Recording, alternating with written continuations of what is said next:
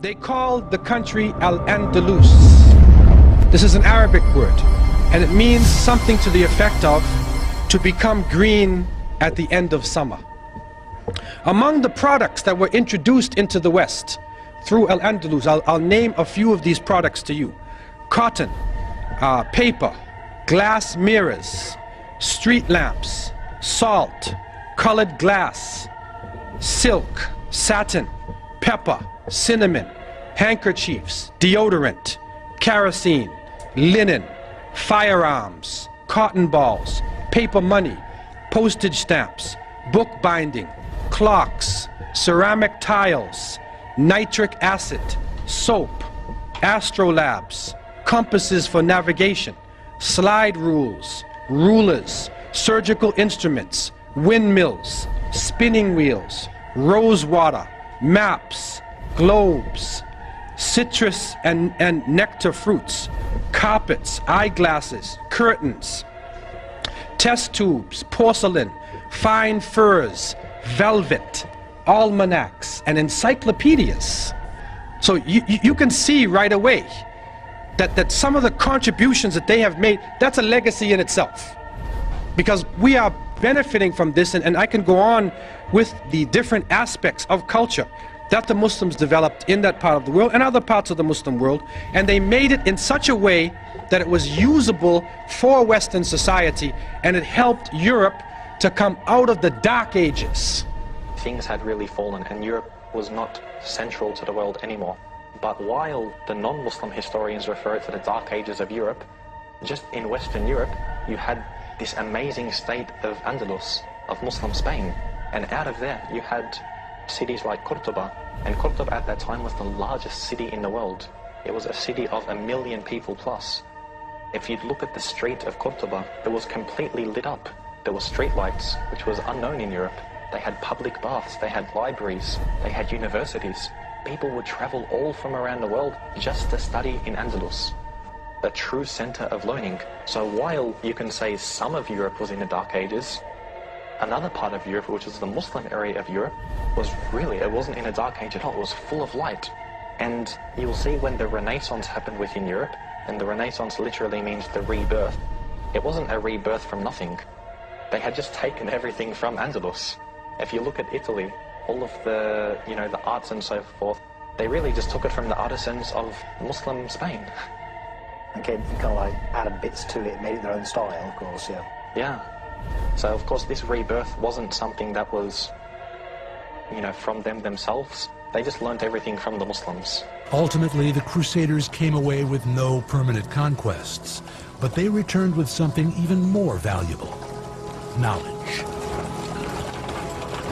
Europe, with the Crusades, turned the corner from the Dark Ages. There's medical information and surgical information that's brought back.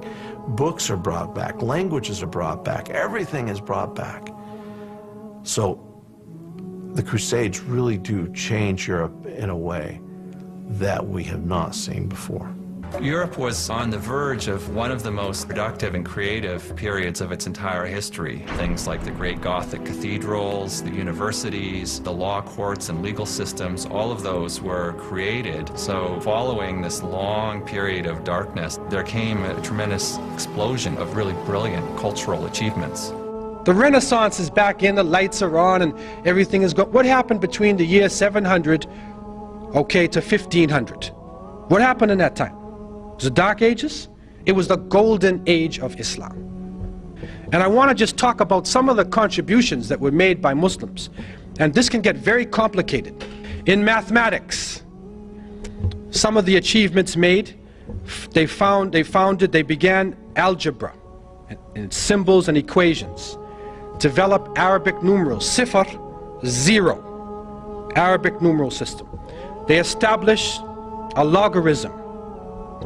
They founded the general formula for solving third-degree equations. They founded trigonomic ratios, formulas, and equations. And you can continue to go on, and you'll see calculus and trigonometry and all of these areas of math have a debt to Islam. In physics, they established the science of power, or mechanics. They describe the center of gravity. They describe gravity. So when that apple hit Newton in his head, okay, he was probably reading an Arabic book, and it woke him up from his sleep, and then he turned to the page on gravity. But what comes to us, the apple hit him in his head, and they say he discovered gravity. Muslims had described gravity in details long before Isaac Newton. Also, they described mechanical properties of geometric bodies. They developed the hydrometer, aerometer, the lever, balance, scale. They measured specific gravity of different substances, invented the pendulum, the spring and wall clock. Also, you find in chemistry, they introduced atomic theory of matter. They developed processes of evaporation, sublimation, crystallization, distillation, filtration, pigmentation, melting. They introduced methods of steel making, metalwork.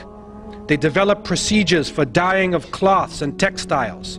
They established preparation methods of chemicals, sulfuric, nitric and hydrochloric acids, ammonium chloride, silver nitrate, mercuric oxide, chloride, sulfide, sodium. They developed chemical processes and methods for manufacturing of glass, soaps, perfumes, resins, oils, paints, paper, sugar, gunpowder. They introduced the uses of jars and flasks, scales and tubes, and you can go on in terms of the things they were introducing. In astronomy, they developed astrolabes and sextants, prepared star catalogs and tables of planetary motion, named over 200 stars with Arabic names. They proved the Earth as a spherical shape. They calculated the length of terrestrial degree, determined the Earth's circumference and diameter. They measured solar inclination angle. They charted the positions and orbits of stars and planets. In medicine, you find they performed gynecology, obstetrics. They wrote medical encyclopedias. They performed therapy procedures. They prepared mercury ointment. They discovered a blood circulation and described the pulmonary circulation and the function of lungs. They recognized the contagious nature of tuberculosis and the distribution of disease by water and soil. They performed surgical treatment of eyes, ears, and teeth. They used and described over 200 surgical instruments. Over 200 surgical instruments. It's amazing. They describe 130 eye diseases, and they characterize 143 drugs. In pharmacology, they prepared alcohol, acids, nitrates, carbonates. They introduced the use of picrotoxin. They prepared chemical medicaments in pills and solutions. They established chemist shops for dispensing prescriptions. They introduced to Europe quite a number of medicines and herbs which betray their Arabic name. Al-Kanna, alcohol, alcohol. Alcohol is Arabic word. Al-Kali, alfalfa, camphor, cotton, hakim, jasmine, saffron, etc. In geography, they invented many geographic and surveying instruments and devices. They prepared many accurate and detailed nautical and land road maps of the world. They calculated and prepared ephemeris tables of ocean tides and seasonal winds. They described the lands and the natives of the New World in their reports. Now, someone would say, well, how do they know this? And you go on in astronomy, history, a number of subjects. How would they be so good in these subjects? I want to take two areas. In the area of geography and astronomy. So what is important about the stars and direction? What is important about the geography of the world? All of the Muslims, up until now, are concerned with direction. Because every time we pray toward Mecca. So therefore, wherever you are, you have to determine where Mecca is. So therefore, it was a natural thing for Muslims to get into the direction and always to be looking at the sun to know what time of day it is, because of the cycle of prayer. It's a natural thing. Also, pilgrimage to Mecca. Every Muslim should try to make pilgrimage to Mecca once in a lifetime. And so therefore, these complicated works in geography, like international road maps, were developed especially for Muslims to be able to travel from, say, China or India or West Africa or Northern Europe and travel to Mecca. Getting back to Spain now, we find that they were able to, for instance, take water and bring the water down from a mountain using aqueducts, using canals, and canal it all through the cities so that every house had access to running water. And they did that without destroying anything or damming anything up or blocking anything. They did it in such a way they were using gravity. This is a holistic way of approaching things. And if you go to Granada today, you will still see the waterworks are being used from the time of the Muslims. The water is flowing all over the place. And this was a great accomplishment that they made.